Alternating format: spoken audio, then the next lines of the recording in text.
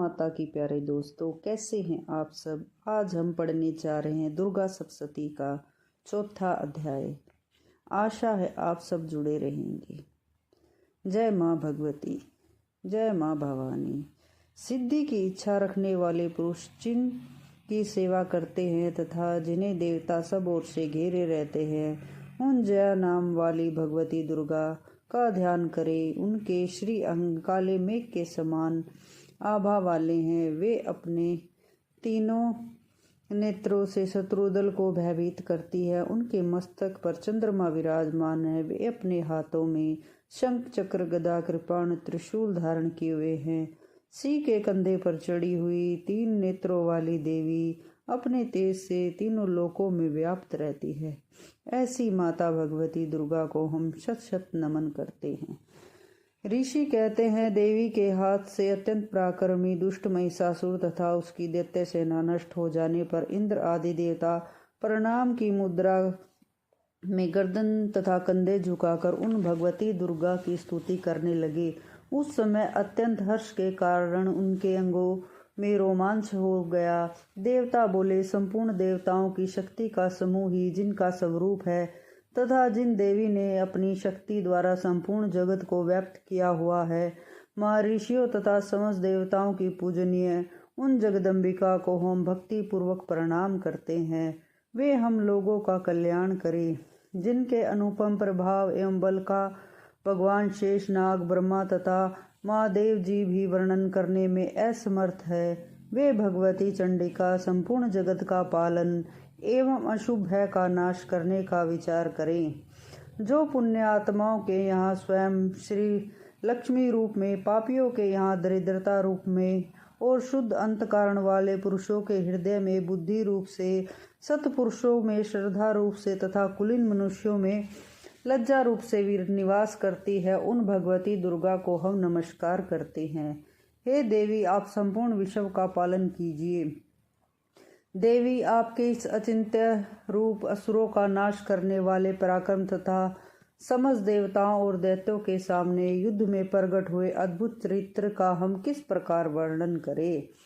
आप संपूर्ण जगत की उत्पत्ति का कारण हैं, यथापि आप में सतोगुण, रजोगुण, तमोगुण तीनों गुण मौजूद हैं। फिर भी दोषों के साथ आपका संसर्ग नहीं जाना पड़ता। भगवान विष्णु और महादेव जी आदि देवता भी आपका पार नहीं पा सकते। आप ही सबका आश्रय है। यह संपूर्ण संसार आपके अंशभूत है, क्योंकि आप ही सबकी आदिभूत हैं। देवी, संपूर्ण यज्ञों में जिनके उच्चारण से देवता तृप्ति प्राप्त करते हैं, वे स्वाहा आप ही हैं। इसके अतिरिक्त पितरों की तृप्ति का कारण होने से आपको सवधा भी कहा जाता है। देवी, जो मोक्ष की प्राप्ति का साधन है, अचिंत्य महावर्त रूप है, समस्त दोषों से रहित जितेंद्रिय तत्व को ही सार वस्तु मानने वाले तथा मोक्ष की कामना करने वाले मुनिजन जिनका अभ्यास करते हैं, वह भगवती पराविद्या आप ही हैं। आप शब्द स्वरूपा हैं। अत्यंत निर्मल युगवेद, यजुर्वेद, सामवेद का आधार आप ही हैं। आप देवी तीनों वेद और 6 छंदों ऐश्वर्यों से युक्त हैं। इस संसार की उत्पत्ति एवं पालन के लिए आप ही खेती एवं आजीविका के रूप में प्रकट है। आप संपूर्ण जगत की पीड़ा को नाश करने वाली हो। देवी, जिससे समस्त शास्त्रों के सार का ज्ञान होता है, वह मेघा शक्ति आप ही है। इस दुर्गम भव सागर से पार कराने वाली नौका रूपी देवी भी आप ही हैं। आप आसक्ति से रहित हैं। भगवान विष्णु के वृक्ष स्थल में रहने वाली भगवती माँ लक्ष्मी तथा चंद्रशेखर द्वारा सम्मानित गौरी आप ही हैं। आपका मुख मंद मुस्कान से शोभित निर्मल पूर्ण चंद्रमा के लिए निम्ब का अनुसरण करने वाला तथा उत्तम स्वर्ण की कांति से कामनीय है। फिर भी आपका दर्शन करके महिषासुर क्रोधित हुआ और उन पर प्रहार कर दिया। वह महान आश्चर्य की बात है। देवी, वही मुख जब क्रोध युक्त होने पर उगते हुए चंद्रमा की भांति लाल और तनी हुई भौं के कारण विकराल हो गया। उसे देखकर भी महिषासुर के प्राण नहीं निकले।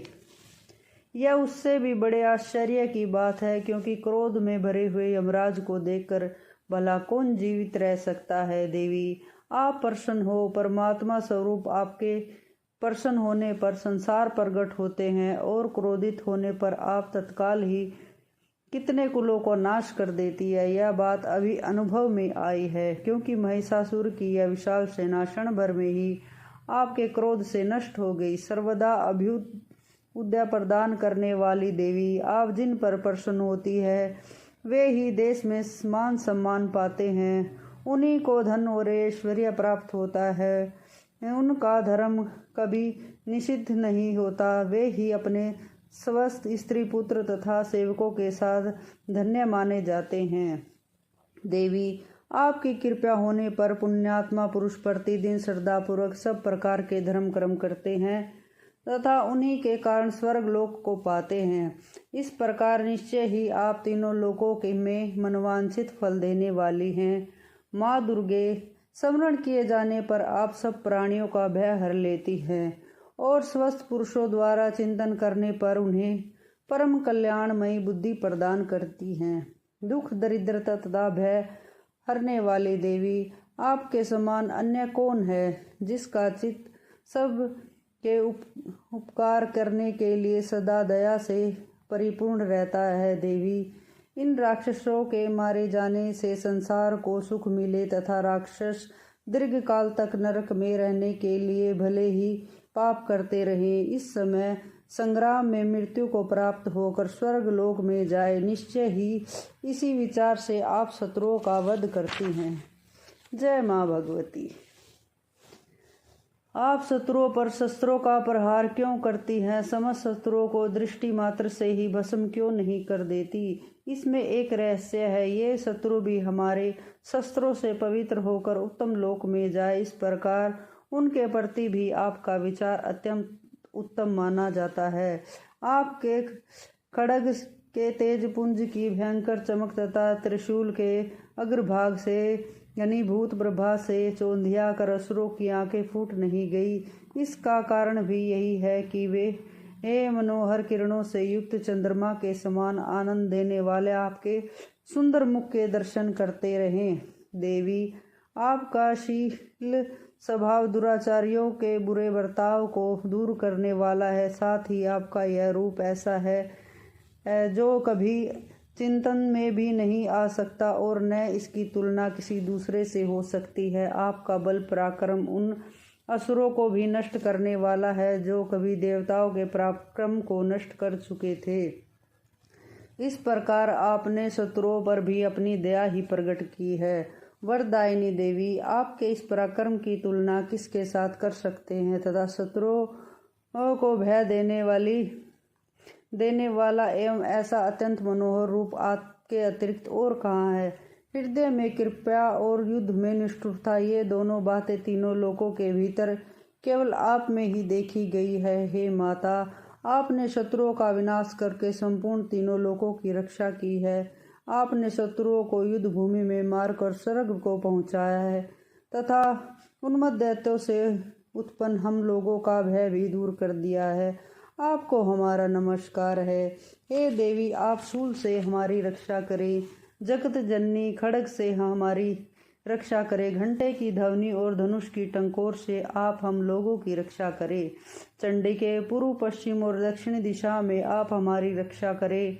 हे ईश्वरीय, अपने त्रिशूल को घुमाकर आप उत्तर दिशा में हमारी रक्षा करें। तीनों लोकों में आपके परम सुंदर एवं अत्यंत भयंकर रूप विचरते हैं, उनसे भी आप हमारी तथा पृथ्वी की रक्षा करें। हे अंबिके, आपके कर कमलों में शोभा देने वाले खड्ग, त्रिशूल और गदा आदि जो भी अस्त्र हैं, उन सब से आप हमारी रक्षा करें।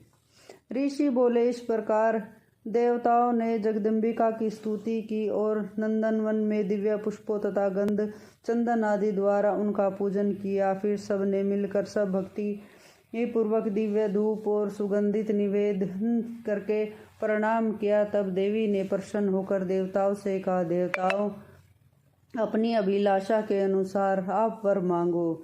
देवता बोले, भगवती आपने हमारी सभी इच्छाएं पूर्ण कर दी हैं, अब कुछ भी कामना शेष नहीं है, क्योंकि हमारा शत्रु यह महिषासुर मारा गया है।